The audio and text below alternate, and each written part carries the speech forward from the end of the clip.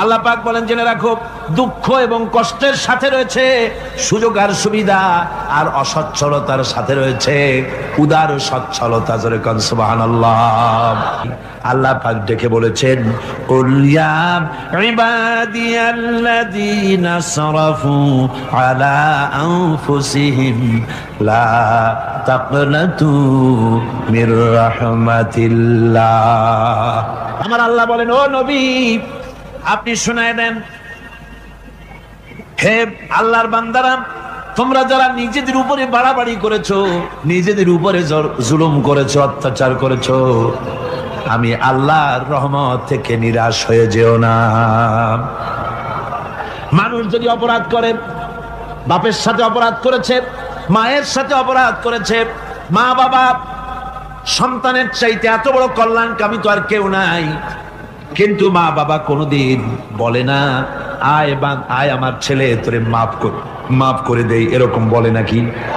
মন চায় ছেলে যদি মাপ চাইতো, খুশি হয়ে মাফ করে দিতাম, কিন্তু কেন যে আসে না, ডাকে না যে আয় মাফ করে দেই।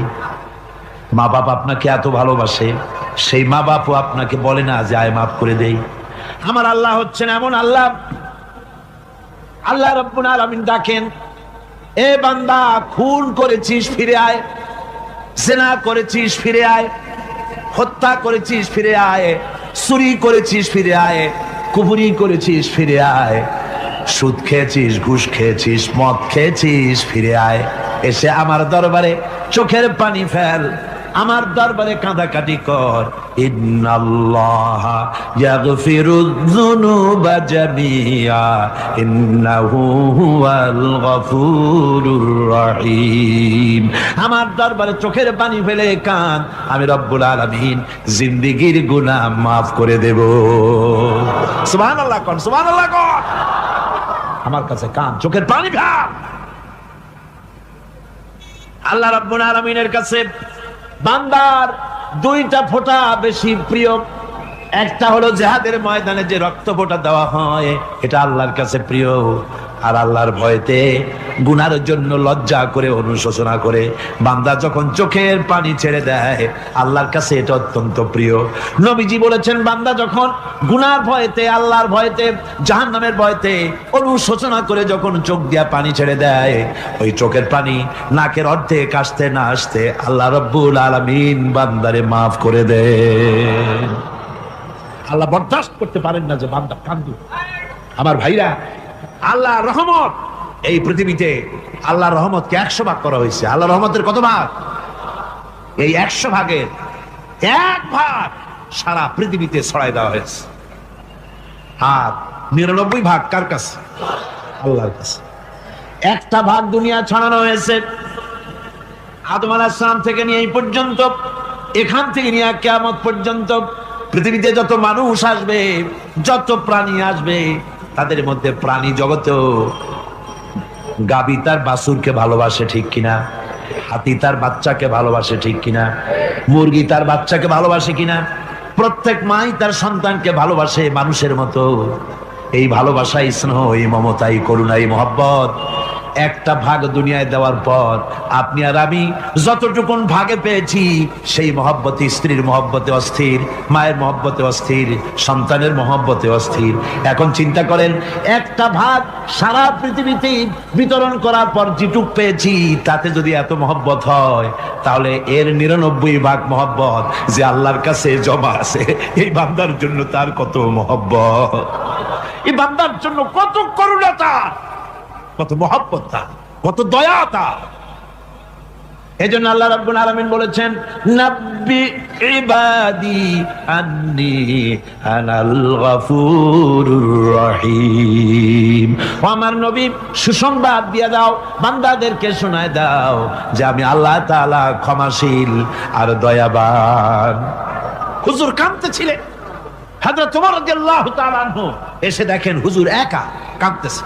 হুজুর জিজ্ঞেস করছেন, হযরত ওমর জিজ্ঞেস করলেন, হুজুর আপনি কাঁদেন কেন একা একা?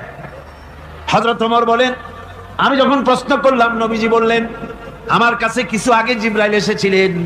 জিবরাইল এসে আমাকে বললেন, আল্লাহ পাক বলেছেন, হে আমার নবী, ইসলামের ভিতরে থেকে যে সমস্ত মানুষগুলো ইসলামের ভিতরে থেকে চুল আর দাড়ি পাকায় দিছে, কিয়ামতের দিন এই লোকগুলারে আমি শাস্তি দিতে আমার শরম হবে। হযরত ওমর বলেন, হুজুর উম্মতের জন্য কত বড় খোশ খবর এটা, আর আপনি কাঁদতেছেন। হুজুর বলেন, ওমর তুমি জানো না আমার কান্নার কারণ ভিন্ন। আমার কান্নার কারণ হলো যে আল্লাহ রাব্বুল আলামিন কিয়ামতের দিন দাড়ি চুল পাকা বান্দারে শাস্তি দিতে শরম করবেন। সেই দাড়ি চুল পাকা বান্দাগুলি আল্লাহর সাথে নাফরমানি করতে শরম করে না। আমি এই লজ্জায় কাঁদতেছি ভাইরা।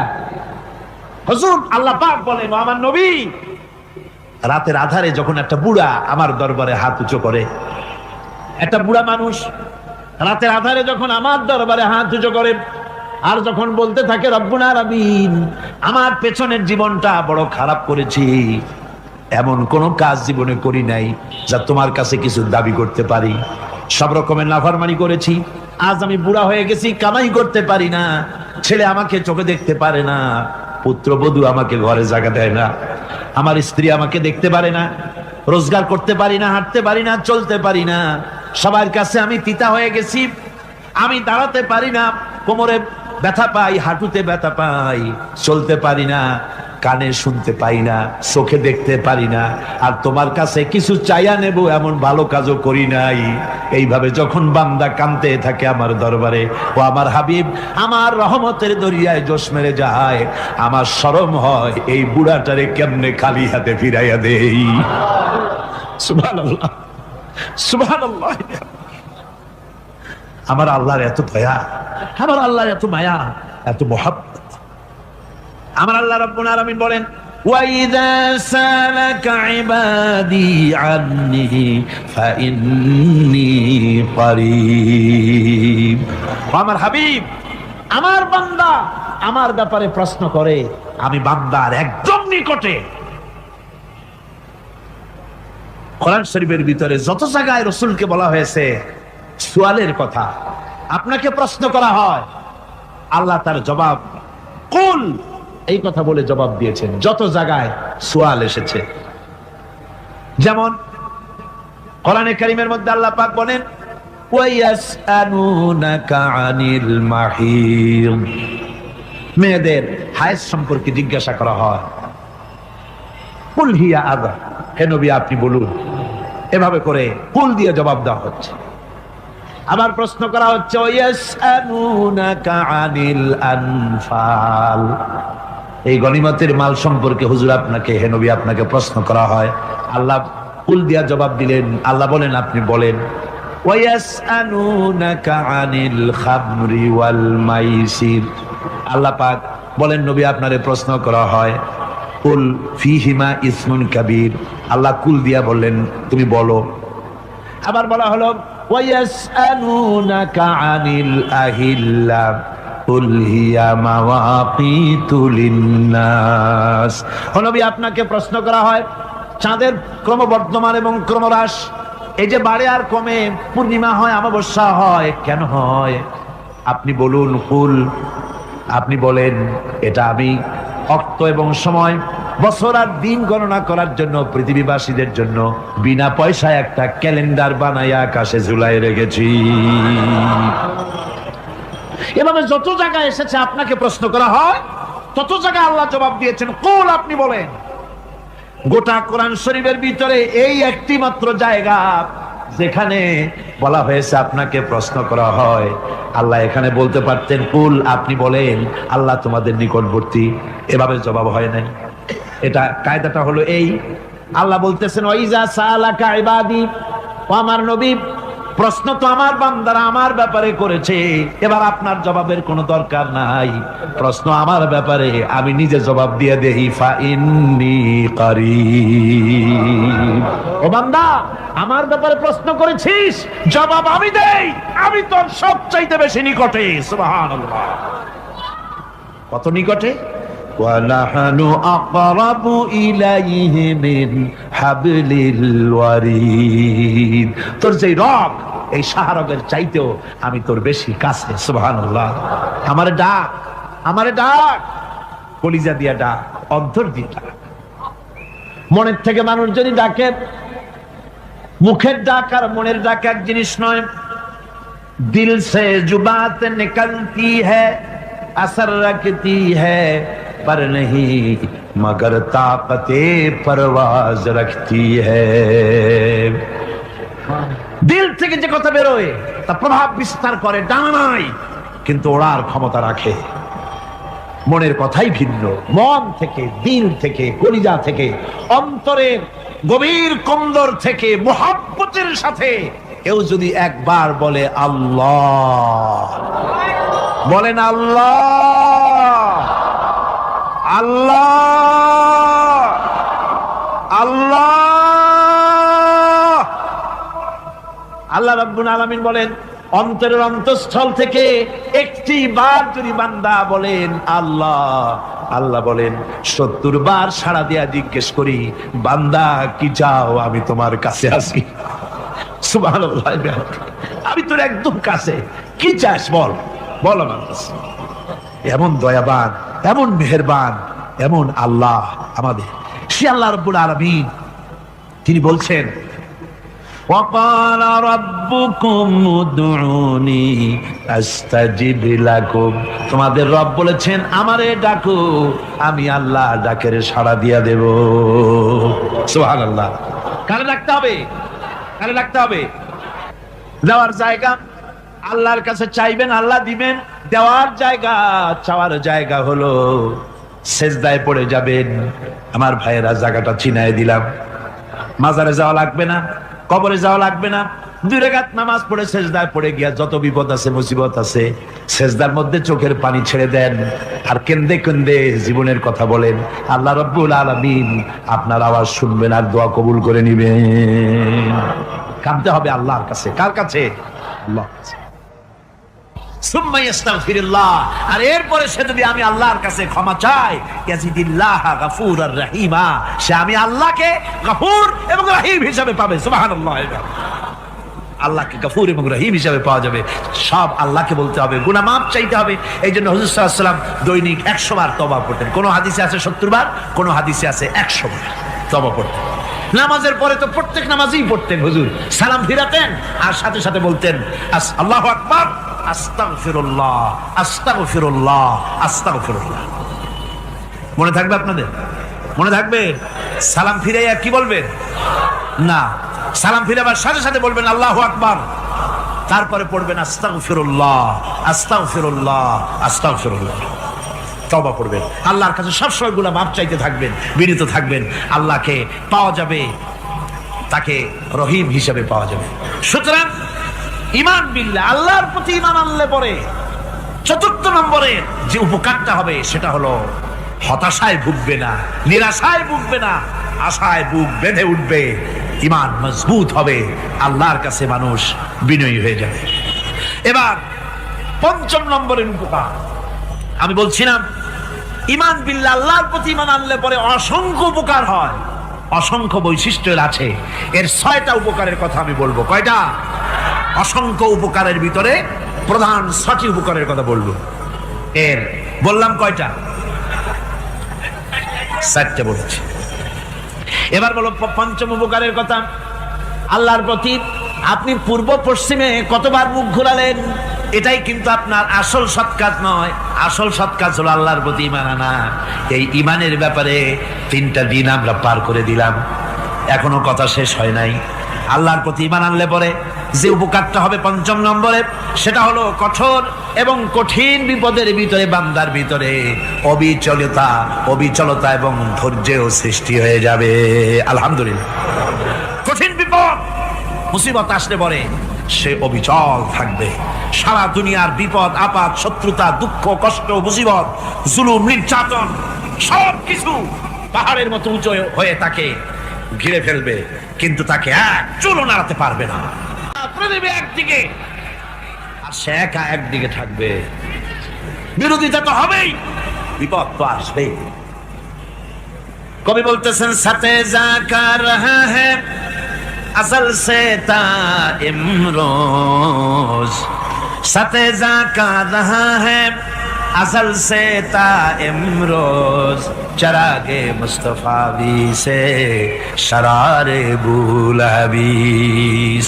সে আবহমান কাল থেকে শুরু করে মুস্তাফা সাল্লাল্লাহু আলাইহি ওয়াসাল্লামের দীপশিখার সাথে আবু জাহেল আবু লাহাবের অগ্নিস্ফুলিঙ্গের টক্কর লেগেই আছে। রাসূলুল্লাহ আল্লাহর দেওয়া এই বিধান, এই দ্বীনের বাতিটা টিম টিম করে চলেছে। আর গর্কি টর্নেডো হাজার হাজার মাইল বেগে, হ্যারিকেন এসেছে, গর্কি এসেছে, টর্নেডো এসেছে, টাইফুন এসেছে, কিন্তু এই আলো নিবাইতে পারে নাই। সুবহানাল্লাহ, এই আলো নিবাতে পারে নাই। এই শত্রুতা চিরকালে নিবাতে পারবে না। কারণ হচ্ছে আল্লাহ রাব্বুল আলামিন বলেছেন, ইউরিদুনা লিইউতফিউ নূরাল্লাহি বিআফওয়াহিহিম ওয়াল্লাহু মুতিম্মু নূরিহি ওয়ালাউ কারিহাল কাফিরুন। ওরা চায় মুখের ফু দিয়ে আমার আলোকে নিভিয়ে দেবে, কিন্তু আমি আমার আলোকে পূর্ণতা দান করব। তাতে কাফের বেঈমানদের কলজায় যত জ্বালা যন্ত্রণা হোক, আমার দিন কেউ মিটাই দিতে পারবে না। সুবহানাল্লাহ। সুতরাং বিপদে অবিচলতা আসবে, সে অটল হবে, মজবুত হবে। কোরআনে কারীম বলতেছে, ওয়া কাযালিকা জাআলনা লিকুল্লি নাবিয়্যিন আদুওয়াম মিনাল মুজরিমিন। এই পৃথিবীতে এমনি করে আমি সকল নবীদের শত্রু বানিয়েছি, সব পাপিষ্ঠ অপরাধীদেরকে। নবীদের সাথে বিরোধিতা করেছে কারা? পাপিষ্ঠরা, অপরাধীরা। আজও খুঁজে দেখেন, আজও ইসলামী আন্দোলনের বিরোধিতা যারা করে সবগুলি কি পাপিষ্ঠ? সত্য কিনা কর? ইসলামী আন্দোলনের বিরোধিতা যারা করে হিসাব করে, চোখ দিয়ে তাকায় দেখেন, খুঁজে দেখেন তাদের নামগুলি। মদখোর, সেনাকার, বদমাশ, চোর, হাইজাকার, বেনামাজি, লুটেরা, মিথ্যাবাদী, সবচাইতে সমাজের নিকৃষ্ট লোকগুলি ইসলামের বিরুদ্ধে। আল্লাহ রাব্বুল আলামিন বলেন, অপরাধ হলো ওয়ামা নাকামু মিনহুম ইল্লা আইয়ুমিনু বিল্লাহিল আজিজিল হামিদ। অপরাধ হচ্ছে ইমানদার লোকদের উপরে নির্যাতন চালিয়েছে, অন্য কোনো কারণে নয়। কারণ একটাই, তারা আল্লাহর জমিনে আল্লাহর দ্বীন প্রতিষ্ঠা করতে চেয়েছে, আর কোনো অপরাধ না। জমিন আল্লাহর, জমিন কার? এই বিশাল জনসমুদ্র গর্জে উঠুন একযোগে, বলুন জমিন কার? আইন চলবে কার? এখানেই সংঘর্ষ বেঁধেছে আবহমান কাল ধরে।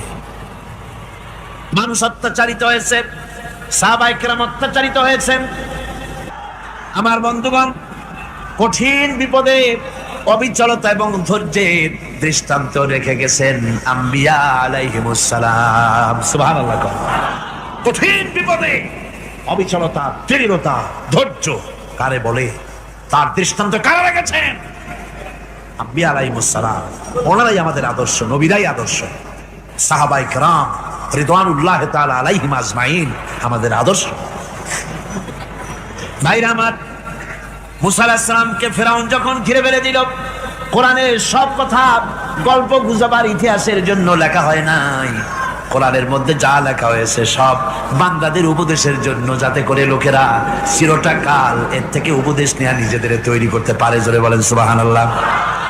মুসা আলাইহিস সালামের কথা আল্লাহ বলেন, ফেরাউন তাকে ঘিরে ফেলে দিল, পালাবার রাস্তা নাই। ফালাম্মা তারাআল জামআনি ক্বালা আসহাবু মূসা ইন্না লামুদরাকুন। মুসা আলাইহিস সালামের উম্মতেরা বললেন, হে মুসা, পাকড়াও হয়ে গেছি, পালাবার রাস্তা নাই। তিন দিক থেকে আমাদেরকে ঘেরাও করেছে ফেরাউনের শক্তি। সামনে কি? দরিয়া, আর তিন দিকে কি? ঘেরাও আন্দোলন।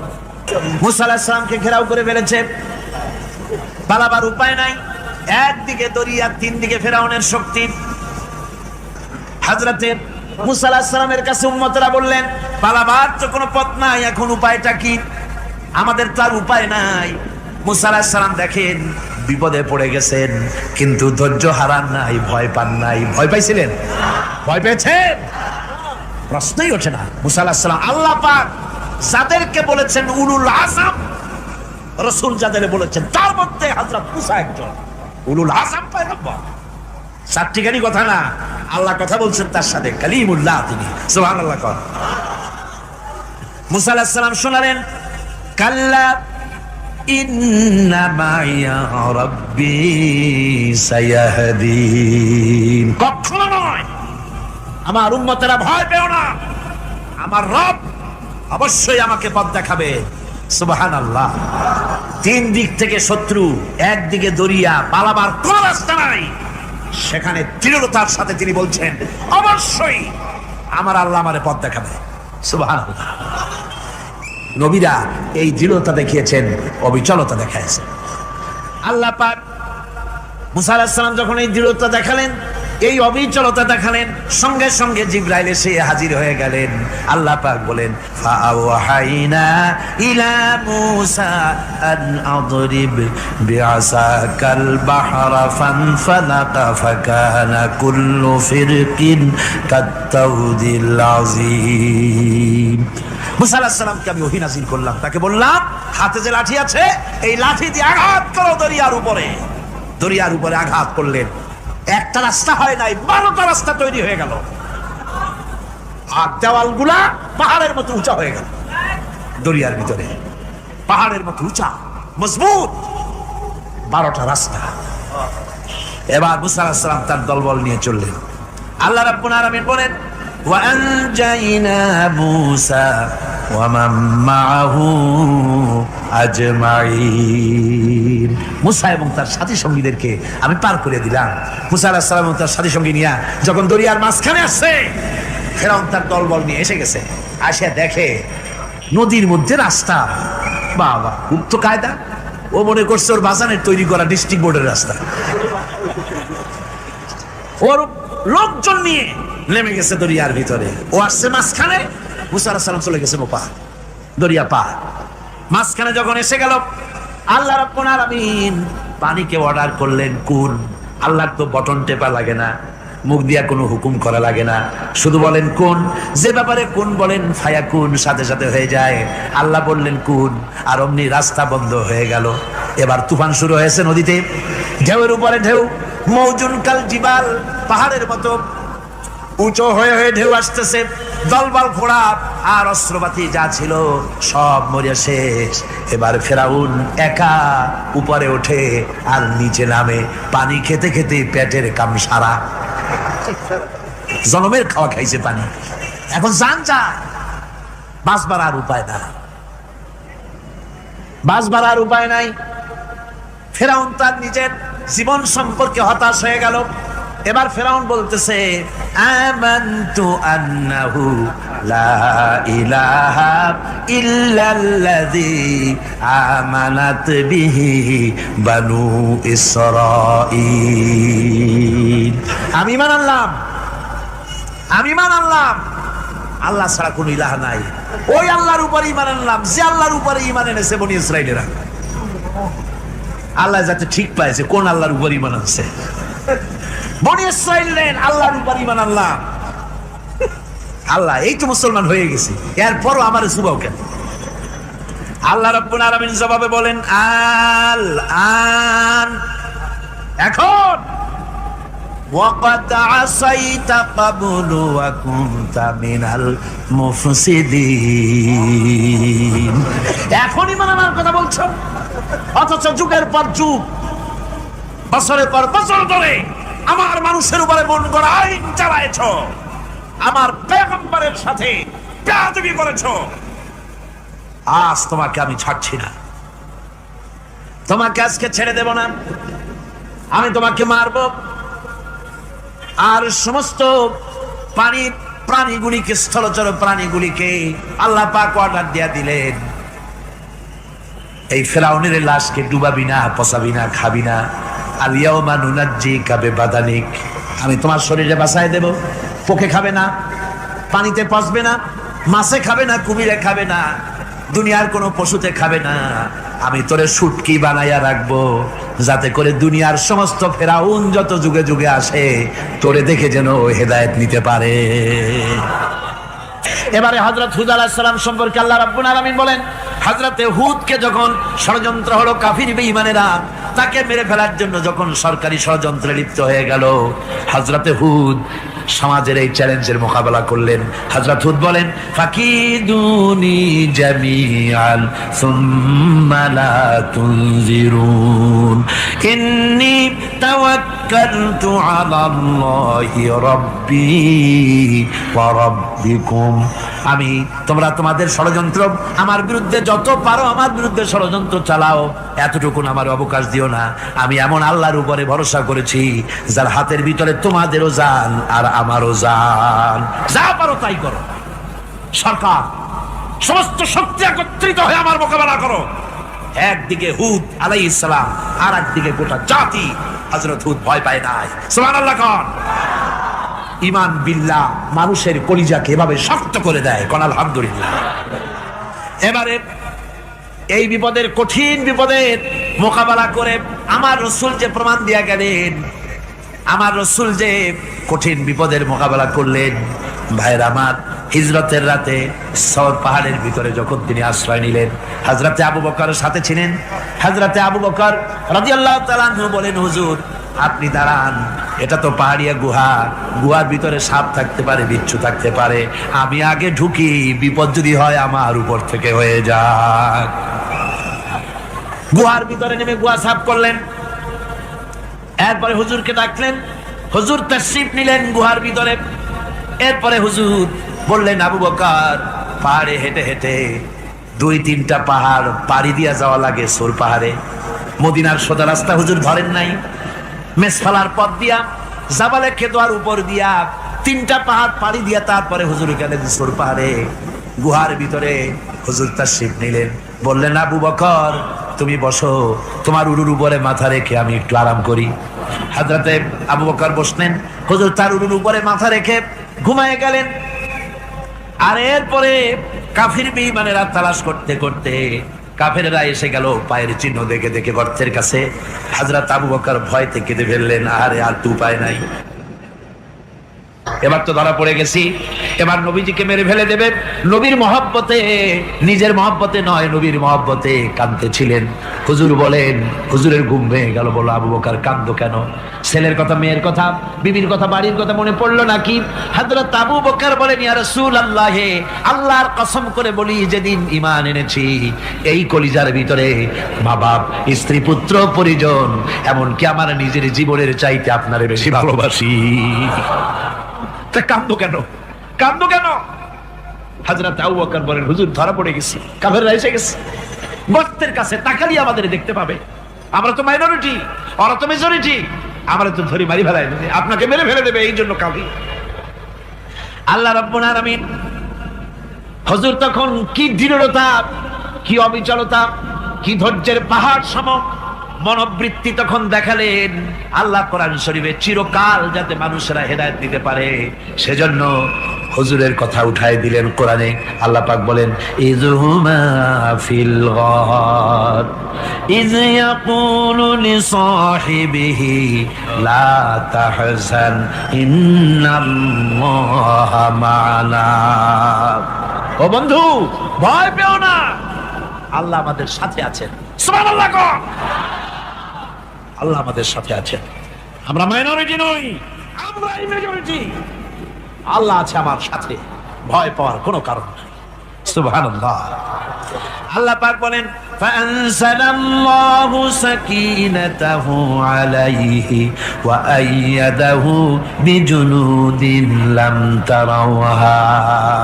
আমি এদের অন্তরের ভিতরে আমি শান্তি নাজিল করে দিলাম, প্রশান্তি দিয়া দিলাম, আর আমি সাহায্য করলাম, আর এমন সব সৈন্য পাঠায় দিলাম যে সৈন্যগুলি তোমরা দেখতে পাও নাই। সুবহানাল্লাহ ওয়া বিহামদিহি। ভাইরা আমার, রাসূল করিম সাল্লাল্লাহু আলাইহি সাল্লাম এই বিপদের মাঝে, চরম বিপদের মাঝে অবিচলতা, দৃঢ়তা, কঠিন আত্মনির্ভরতা দেখিয়েছেন। এগুলি হলো ঈমানের 5ম নম্বরের উপকারিতা। আল্লাহর প্রতি ঈমান আনলে এভাবে পাহাড় সম ঈমান মজবুত হয়ে যায়। জেলের পরোয়া করি না, ফাঁসির পরোয়া করি না, শহীদ হওয়ার পরোয়া করি না, মেরে ফেলে দেবে, উড়ায় দেবে, হত্যা করবে, পরোয়া করি না। পরোয়া করি কেবলমাত্র কাকে? বলে বলেন কারে? এইরকম মুসলমান হাজার হাজার লাখ লাখ দরকার নাই, 313 জন যথেষ্ট। কয়জন যথেষ্ট? 313 জন যথেষ্ট। বদরে যারা জান দিয়ে মাল দিয়ে দিনকে প্রতিষ্ঠিত করেছিলেন, এরকম 313 জনই যথেষ্ট ছিল। এই দৃঢ়তা, এই অবিচলতা, এই ঈমান, এই ধৈর্য শিক্ষা দেয়, এই উপকার করে ঈমান বিল্লাহ। আল্লাহর প্রতি ঈমান আনলে এভাবে পাহাড়ের মতো শক্ত হয়ে যায় কলিজা। কোন আলহামদুলিল্লাহ। আমার বন্ধুগণ, এবার আমি বলবো সর্বশেষ উপকারের কথাটা বলি, মোনাজাত ছেড়ে দেব। কয়টার কথা বলছিলাম? উপকার 6টা উপকারের কথা বলেছি। অনেকগুলি বৈশিষ্ট্য, অনেকগুলি উপকারের মধ্যে আল্লাহর প্রতি ঈমানের 6টা উপকারের কথা 5টা বলা হয়ে গেছে। এবার 6ষ্ঠ নম্বর এবং শেষ নম্বর, এটা হচ্ছে আল্লাহর প্রতি ঈমান আনলে পরে তার দ্বারা সবচাইতে বেশি ফায়দা পায় সমাজ এবং রাষ্ট্র। কোন আলহামদুলিল্লাহ, কোন আলহামদুলিল্লাহ। আল্লাহর প্রতি ঈমানের দ্বারা নৈতিক সংশোধন হয় এবং রাষ্ট্র আর সমাজ সবচাইতে বেশি উপকৃত হয়। কারণ হলো ঈমানদার ব্যক্তি আল্লাহর প্রতি যে ঈমান এনেছে, তার মনের মধ্যে ধারণা এটা হয়, আমার কোনো কাজ তো গোপন থাকে না। ইন্নাল্লাহা লা ইয়াখফা আলাইহি শাইউন ফিল আরদি ওয়ালা ফিস সামা। আল্লাহর কাছে গোপন বলতে কিছু নাই, আকাশেও নাই, জমিনেও নাই, কোনো কিছু গোপন নাই। সুতরাং আমি যা করি সব আল্লাহ দেখেন এবং শোনেন। এমনকি মানুষ যে কল্পনা করে, সে কল্পনাও আল্লাহ টের পায় না, নাকি? টের পায় কিনা? وَإِن تُبْدُوا مِنْ أَنفُسِكُمْ أَوْ تُخْفُوهُ يُحَاسِبْكُم بِهِ اللَّهُ। মনের ভিতরে যে কল্পনা করো, আল্লাহ পাক বলেন এই কল্পনারও হিসাব আমি রব্বুল আলামিন তোমার কাছ থেকে নেব। ফায়ুআযযিবু মান ইয়াশাউ, যারে খুশি শাস্তি দেব, আর যারে খুশি আমি maaf করে দেব। জোরে বলেন সুবহানাল্লাহ। ফায়াগফিরু লিমান ইয়াশা ওয়া ইউআযযিবু মান ইয়াশা, যারে খুশি maaf করব, যারে খুশি শাস্তি দেব, কল্পনারও হিসাব নেব। এই কথা মুমিনের যদি জানা থাকে, তাহলে আর তার কোনো চিন্তা থাকে না, তার নৈতিক চরিত্র ভালো হয়ে যায়। কোন সুবহানাল্লাহ। আমার বন্ধুগণ, ঈমানদার লোক, আল্লাহর প্রতি ঈমান আসলে পরে সমাজ উপকৃত হয়, রাষ্ট্র উপকৃত হয়ে যায়। যেহেতু বান্দা জানে আমি দায়িত্বহীন কোনো কথা বলতে পারবো না, দায়িত্বহীন কোনো কাজ করতে পারবো না। আল্লাহ পাক বলেছেন, মা ইয়ালফিজু মিন কাউলিন ইল্লা লাদাইহি রাকিবুন আতীদ। বান্দা এমন কোনো কথা বলে না যে কথা আমার ফেরেশতারা রেকর্ড করে না রাখে। কাজী মুমিন ব্যক্তি আল্লাহর ভয়তে দায়িত্বহীন কথা বলবে না। নির্বাচন আসতে পরে রাস্তা সোনা দিয়ে বান্দায় দেব, এই করব সেই করব, না খাইয়া কেউ মরবেন না। আসে না নির্বাচনের সময় সারাগালি বদনারা মঞ্চে দাঁড়িয়ে কত বড় বক্তৃতা করে, ভাইয়ের আমার, বোনের আমার, এবার আমার বোতল মার্কা বাক্স, আপনারা আমাকে ভোট দিয়ে দেশ এবং জাতির আরেকবার 12:30 বাজাইবার সুযোগ দিন। এবার ক্ষমতায় গেলে কেউ না খাইয়া মরবেন না, কিন্তু কি খাইয়া মরবে তাও বলেন। আমার বন্ধুগণ, আল্লাহ রাব্বুল আলামিন তার বান্দা যারা আল্লাহকে ভয় করে, সে ভয় করা বান্দাগুলির মনের মধ্যেই চিন্তা এসে যায়, আমি যেখানে থাকি না কেন আল্লাহ আমাকে দেখতেছেন, শুনতেছেন। রাতে হোক দিনে হোক যেখানে আছি আল্লাহ আমারে দেখতেছেন। আল্লাহ পাক বলতেছেন, ওয়া হুয়া মাআহুম ইজ ইউবাইতুনা মা লা ইয়ারদা মিনাল কওলি ওয়া কানা আল্লাহু বিমা ইয়ামালুনা মুহীতা। আল্লাহ পাক বলেন, আমি তো আমার বান্দার নিকটে তখনও থাকি যখন সে গোপনে গোপনে রাতের বেলায় আমার মর্জির খেলাফ পরামর্শ করে। আমার মর্জির খেলাফ পরামর্শ করতেছে রাত্রে, আমি তো তখনও কাছে থাকি, ওটা আমি শুনি। ঈমান যদি আসে তাহলে এই সব কাজ থেকে সে বিরত থাকে। সে যদি কম হয় সেখানেও আল্লাহ, বেশিও যদি হয় সেখানেও আল্লাহ। এমন কোন জায়গা আছে নাকি চিটাগংয়ে যেখানে আপনি একটা আকাম করবেন আর আল্লাহ টের পাবে না? কোন আছে নাকি? আচ্ছা, চট্টগ্রামে না থাকুক, বাংলাদেশের কোন জায়গা আছে নাকি? পার্বত্য চট্টগ্রামে যত পাহাড় আছে, উঁচু নিচে জায়গা আছে, ওই জায়গায় বোধহয় আছে নাকি? সারা পৃথিবীতে আছে কোথাও? আল্লাহকে ফাঁকি দেওয়ার জায়গা কোথাও? সব স্পষ্ট। আল্লাহ কি ঘুমায় নাকি? ঘুমায়? তার কাছে দিনও যা, রাতও তাই। সমানে তিনি দেখতে পান, শুনতে পান, সবকিছু দেখতে পান, সবকিছু শুনতে পান, তাকে ফাঁকি দেওয়ার কোনো উপায় নাই। এই জন্য ৬ষ্ঠ নম্বরের উপকার যেটা হয় সেটা হলো সমাজ উপকৃত হয় ওই মানুষ দিয়ে যার মধ্যে ঈমান আছে।